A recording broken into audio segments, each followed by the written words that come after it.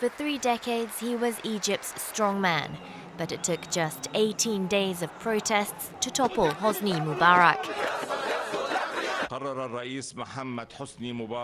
President Hosni Mubarak has decided to step down as head of state and to entrust the affairs of state to the Supreme Council of the Armed Forces. Born in 1928, Mubarak was first and foremost a military man.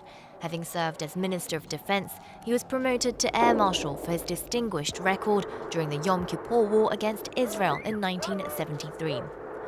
He became president after the assassination of Anwar Sadat in 1981.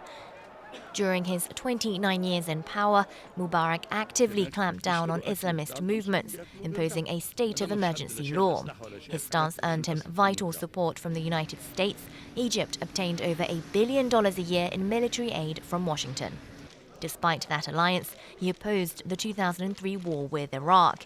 He insisted the conflict between Israel and the Palestinian territories was the real priority, and he assumed the role of key negotiator.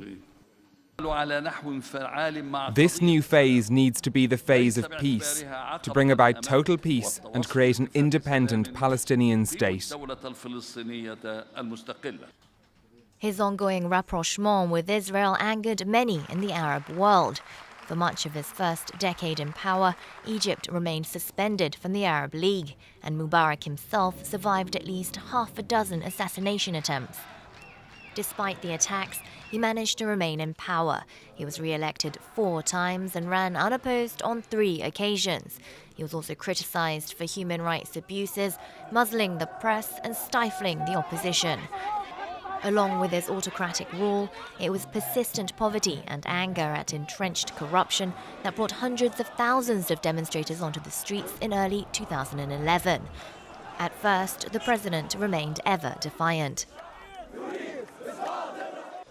This great nation is my homeland. I have lived in it, I fought for it and defended its soil, sovereignty and interests.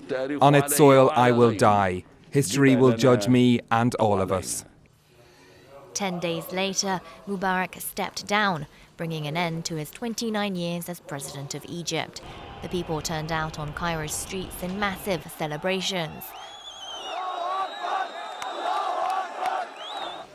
On June 2, 2012, Hosni Mubarak was found guilty of complicity in killing protesters and sentenced to life in prison.